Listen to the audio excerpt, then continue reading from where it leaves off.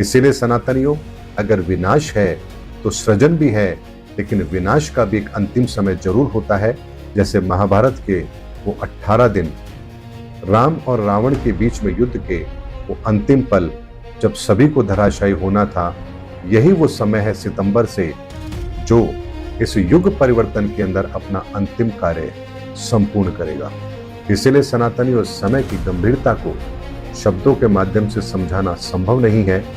बस आप घटनाओं को घटित होते हुए देखते जाइए और ये दुनिया कैसे धर्म युग के अंदर प्रवेश करेगी, ये सच्चाई भी आपको बहुत जल्द समझ आ जाएगी। अब दर्शकों, विचार करने योग्य बात यह है कि यह भविष्यवाणी आखिर किस पर सटीक बैठती है। यह परिवर्तन किस महापुरुष के समय में और किसके मार्गदर्शन में घटित होगा। जब हम इस पर गहराई से विचार करते हैं तो स्पष्ट दिखाई देता है कि यह सब घटनाएं पूर्ण रूप से संत रामपाल जी महाराज के आध्यात्मिक मिशन और उनके लोक कल्याणकारी कार्यों से जुड़ती हुई प्रतीत होती है। दर्शकों, इतिहास पर नजर डालें तो नास्त्रेदमस से लेकर आधुनिक युग के भविष्य वक्ताओं तक सभी ने किसी न किसी रूप में एक महान परिवर्तन और एक महान संत के आगमन की ओर संकेत किया है। लेकिन आज की परिस्थितियों में यदि इन भविष्यवाणियों को वास्तविकता में उतरते हुए देखा जाए तो उनका केंद्र बिंदु केवल संत रामपाल जी महाराज ही प्रतीत होते हैं। उनके द्वारा समाज सुधार, नशा मुक्ति, दहेज मुक्त विवाह, अन्नपूर्णा मुहिम, आपदा सेवा और तत्व ज्ञान प्रचार जैसे कार्य यह प्रमाणित करते हैं कि वे केवल एक संत नहीं बल्कि एक युग निर्माता महापुरुष हैं। यही कारण है कि विश्व के अनेक भविष्य वक्ताओं की भविष्यवाणियां आज उनके जीवन और कार्यों पर आकर पूर्ण विराम लेती हुई दिखाई देती हैं। इसलिए दर्शकों, यह कहना अतिशयोक्ति नहीं होगी कि यह युग परिवर्तन, यह वैचारिक क्रांति और यह नई आध्यात्मिक व्यवस्था सब कुछ संत रामपाल जी महाराज के तत्व ज्ञान और मार्गदर्शन के अंतर्गत ही साकार होती हुई दिखाई दे रही है। दर्शकों, अभी आपको एक और अद्भुत वीडियो दिखाते हैं जो वर्तमान में परमेश्वर के अवतार की पहचान से रूबरू करवाएगा।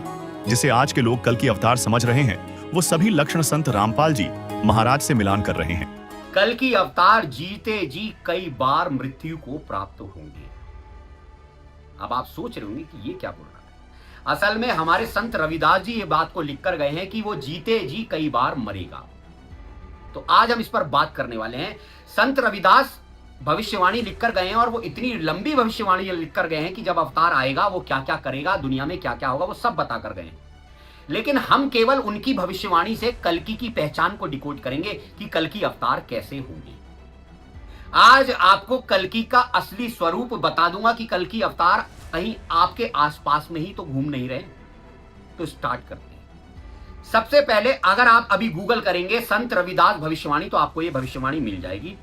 इसकी हम शुरू की 6 लाइनें पढ़ेंगे क्योंकि शुरू की 6 लाइनों में कल्कि अवतार की पूरी पहचान दी है, पर इसको बड़ी बारीकी से समझना होगा। तो स्टार्ट करते हैं। भारत में अवतारी होगा, यानी वो जो कल्कि अवतार होगा वो भारत के अंदर होगा। तो आपको पता ही है, धर्मशास्त्रों में भी लिखा है। दर्शकों, जब हम संत रविदास जी की इन पंक्तियों को संत रामपाल जी महाराज के जीवन पर परखते हैं तो यह महज इत्तेफाक नहीं बल्कि एक प्रमाणिक सत्य की तरह उभरता है। जैसा कि पहली ही भविष्यवाणी को डिकोड करते हैं, भारत में अवतारी होगा। संत रविदास जी ने स्पष्ट कहा था कि वह शक्ति भारत की भूमि पर आएगी।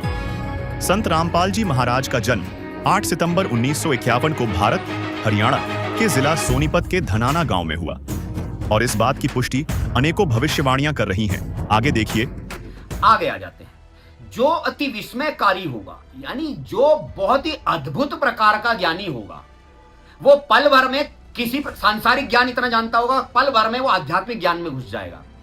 मतलब आप ऐसा समझिए, विस्मयकारी का मतलब यह है कि लोग उसे देखकर कह ही नहीं पाएंगे कि इसके अंदर से आध्यात्म की बातें निकलने वाली हैं। वो अति विस्मयकारी होगा। संत रविदास जी की यह पंक्ति सबसे अधिक हैरान करने वाली है। विस्मयकारी का मतलब होता है ऐसा जिसे देखकर बुद्धि चकित रह जाए, जिस पर यकीन करना मुश्किल लगे। संत रामपाल जी महाराज को देखिए, वे किसी पारंपरिक बाबा की तरह नहीं दिखते।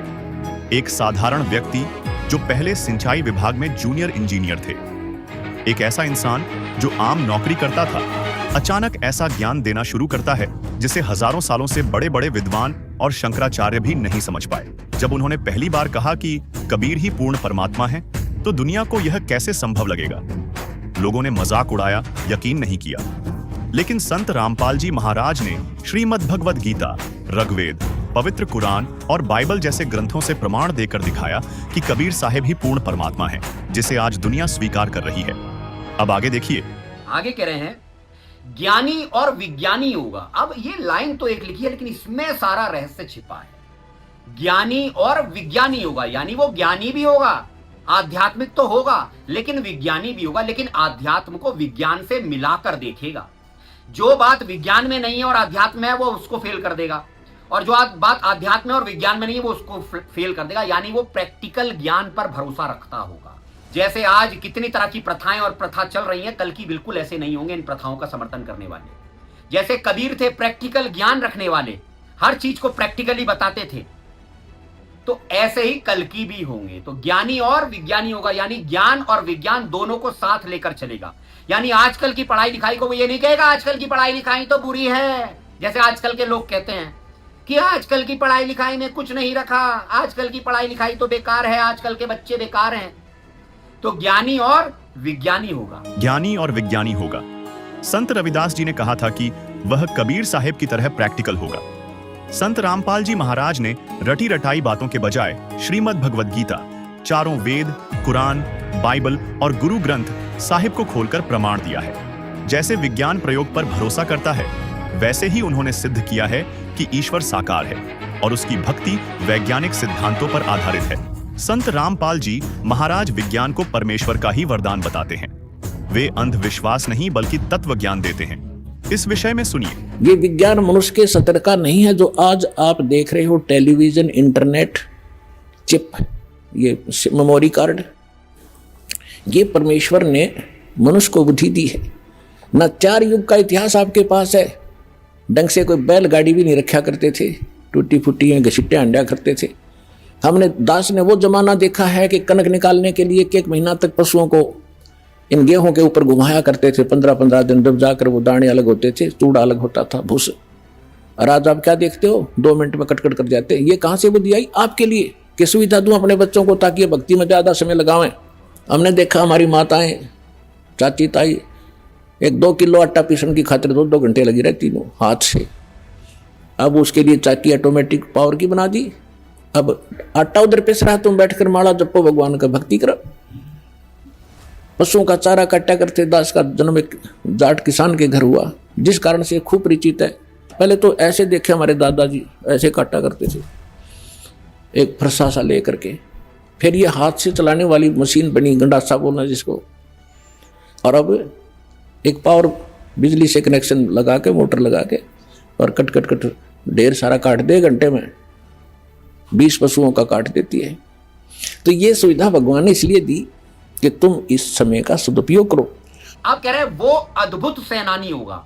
अब अद्भुत सेनानी से ये मतलब नहीं है कि वो बॉर्डर पर बंदूक लेकर खड़ा है। अद्भुत सेनानी का मतलब ये है कि वो एक अल्टीमेट वॉरियर होगा, यानी वो बचपन से ही ऐसा होगा कि जो बल और बुद्धि दोनों में बराबर होगा।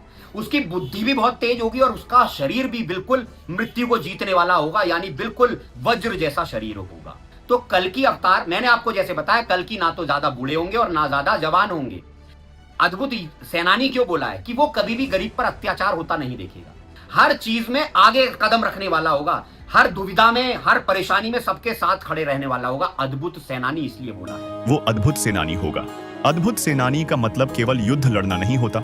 संत रामपाल जी महाराज वैचारिक योद्धा हैं, जिन्होंने समाज में फैले पाखंड और नकली धर्म गुरुओं के साम्राज्य को चुनौती दी है। जेल में रहते हुए भी उनका ज्ञान आज पूरी दुनिया में गूंज रहा है। वे किसी भी समुदाय की समस्या हो, जैसे जाट आरक्षण या SC/ST आंदोलन, हर जगह लोगों के अधिकारों के लिए खड़े रहे हैं। वे गरीबों और जरूरतमंदों के लिए हमेशा आगे आते हैं। अन्नपूर्णा मुहिम के माध्यम से लाखों लोगों तक भोजन पहुंचाना, जरूरतमंदों को वस्त्र उपलब्ध कराना, बेघरों के लिए पक्के मकान बनवाना, समाज को नशा मुक्त बनाने का अभियान, शिक्षा, चिकित्सा और बुनियादी जीवन सुविधाओं की व्यवस्था, इन सब कारणों से वे एक अद्भुत सेनानी सिद्ध होते हैं। अब वो कह रहे हैं जीते जी कई बार मरेगा। अब इस पर लोग सोच लेते हैं कि जीते जी कई बार मरने का मतलब है कि भैया मृत्यु को प्राप्त हो जाएगा। ऐसा नहीं। जीते जी कई बार मरने का मतलब यह है कि वो बहुत ज्यादा संघर्ष में होगा। जीते जी कई बार मरेगा। संत रविदास जी ने यहाँ शारीरिक मृत्यु नहीं बल्कि अपमान और उत्पीड़न की जीवित मृत्यु की बात कही है। प्रमाण 1 2006 करोंथा कांड। संत रामपाल जी महाराज पर जानलेवा हमले हुए, आश्रम को नुकसान पहुंचाया गया और उन्हें झूठे मामलों में फंसाकर जेल भेजा गया। यह किसी भी संत के लिए जीते जी मरने जैसा था। प्रमाण 2 2014 बरवाला कांड। यह घटना आधुनिक इतिहास में अभूतपूर्व है। सरकारी मशीनरी, पुलिस और मीडिया सब उनके विरुद्ध खड़े हो गए। अनुयायियों पर अत्याचार हुए, झूठे आरोप लगे और उन्हें बदनाम किया गया। यह मानसिक और सामाजिक मृत्यु जैसा था।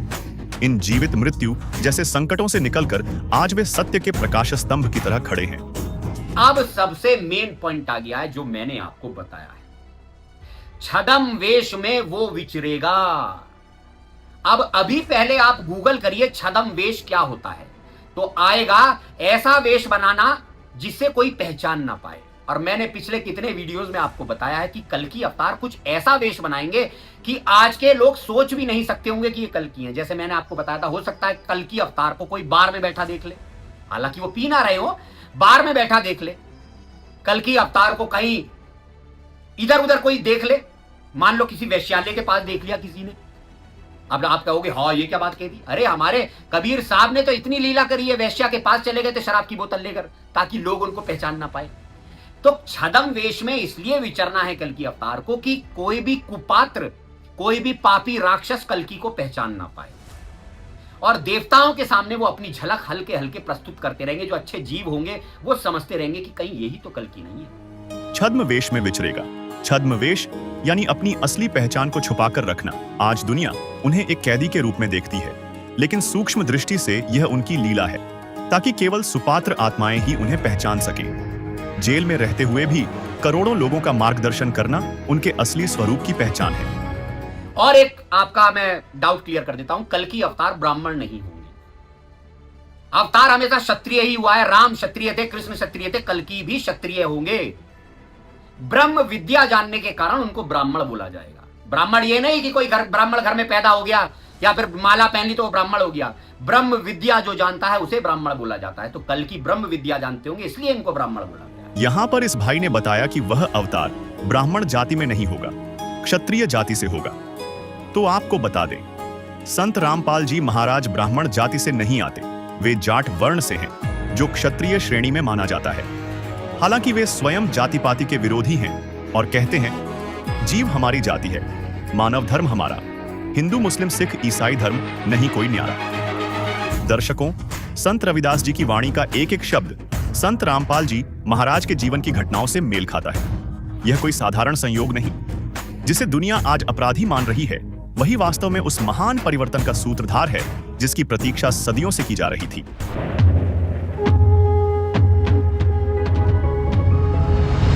मैं भगवान हूँ, तुम सबका सच्चा पिता, तुम सबका रचयिता। मैंने ही इस संपूर्ण सृष्टि को बनाया, इस कायनात को रचा। धरती, अंबर, सूर्य, चांद, सितारे, सब कुछ मैंने एक ही शब्द से सृजित कर दिया। लेकिन ये तो केवल वही है जो तुम्हारी आंखों के सामने है। इससे परे भी बहुत कुछ है जो तुमसे अब तक अज्ञात है। अनंत ब्रह्मांड, 7 द्वीप, 9 खंड, ये सब मेरी ही रचनाएं हैं। तुम सभी आत्माएं इस मृत्यु लोक में भयंकर दुखी हो, कष्ट पर कष्ट उठा रहे हो और इन दुखों से मुक्त होने के लिए तथा सुख को प्राप्त करने के लिए मंदिर, मस्जिद, चर्च और गुरुद्वारों में मुझे ढूंढ रहे हो। जब से तुम मुझसे बिछड़े हो तभी से मुझे खोजने की कोशिश कर रहे हो। असंख्य युग बीत गए, लेकिन फिर भी तुम मुझे पहचान नहीं पा रहे हो। मैं आता हूं और ज्ञान देकर चला जाता हूं। जो मेरा ज्ञान समझते हैं वो मेरे साथ परम धाम चले जाते हैं। पर अब इस कलयुग में तुम्हें फिर से मुझे पहचानने का अवसर मिला है। अब मत चूकना बच्चों। इस बार अगर फिर से भ्रमित हो गए तो ना जाने कितने और युगों तक यूं ही भटकते रहोगे। बच्चों, मैं अपना भेद बताता हूं। मैं साकार हूं, निराकार हूं। मेरा शरीर है वो शुक्रम अकायम असनाविरम है, यानी माता पिता के संयोग से अर्थात वीर्य से नहीं बना है। इसलिए वेदों में मुझे शुक्रम अकायम असनाविरम कहा गया है। मेरा शरीर 5 तत्वों से नहीं बना है। मेरा विदेही शरीर यानी विलक्षण शरीर है, इसलिए मुझे विदेही भी कहते हैं। मैं शब्द स्वरूपी यानी अविनाशी हूं। शब्द शक्ति मेरे अंदर है, जो मेरे आदेश व मेरे वचन से सर्व कार्य कर रही है।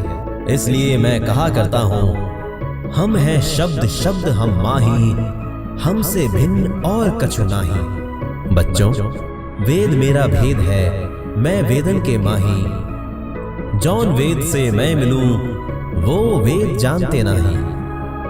इसका भावार्थ है कि चारों वेदों में मेरी महिमा बताई गई है, परंतु मेरी प्राप्ति की विधि इन चारों वेदों में नहीं है। वो 5वां वेद सूक्ष्म वेद है, जिससे मैं प्राप्त होता हूं। वो ज्ञान इन वेदों में नहीं है। मेरी बहुत सारी जानकारी और महिमा इन चारों वेदों में सटीक है। बच्चों, यदि तुमको यकीन हो तो सुन लो बात मेरे पते की।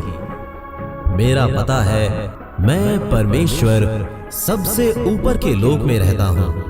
मैं सबका देव यानी देव सम्राट, मैं परमेश्वर हूं। सतलोक यानी उस निज धाम में मेरा सिंहासन है। यहां मैं राजा के समान सिंहासन पर विराजमान हूं। बच्चों, मेरे द्वारा ही ये सर्व सृष्टि बनाई गई है। उसकी सही जानकारी देने के लिए इस काल के लोक में मैं स्वयं ही आता हूं, सह शरीर प्रकट होता हूं।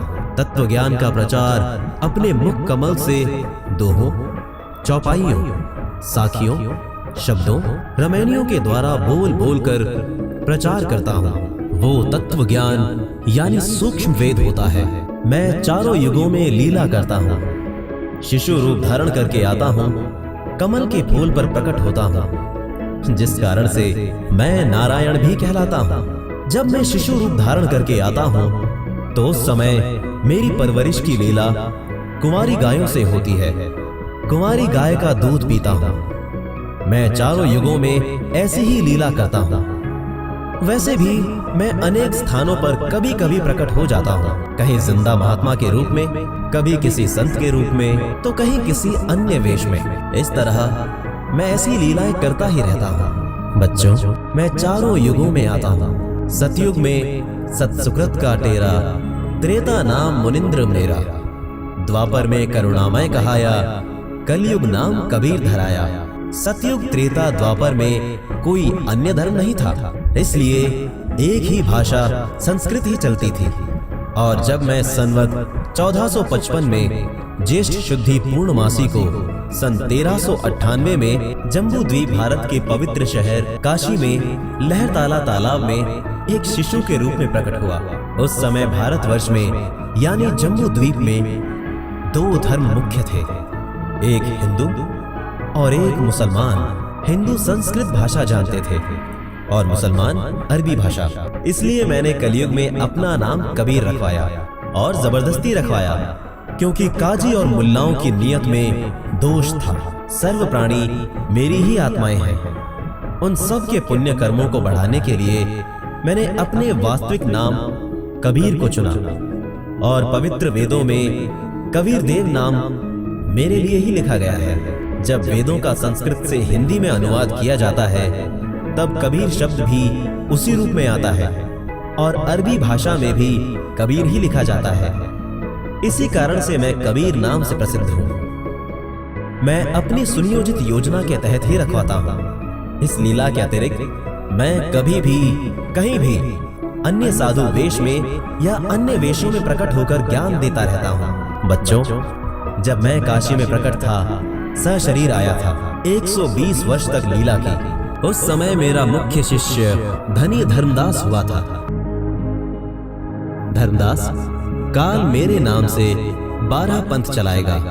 12वें पंथ का जो प्रवक्ता होगा उसको यानी गरीबदास जी को मैं मिलूंगा और 12वें पंथ में मेरी वाणी प्रकट होगी। मेरा यथार्थ ज्ञान संत गरीबदास के द्वारा वाणियों के माध्यम से प्रकट होगा।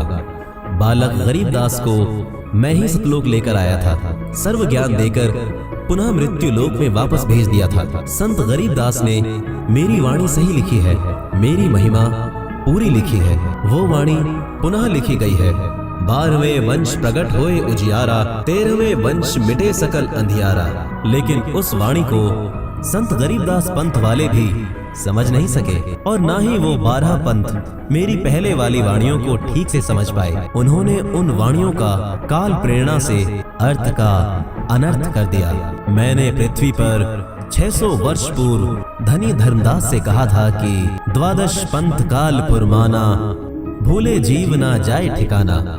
12वें पंथ प्रकट हुए बानी, शब्द हमारे की निर्णय ठानी। अस्थिर घर का मरम न पावे, ये 12 पंथ हम ही को ध्यावे।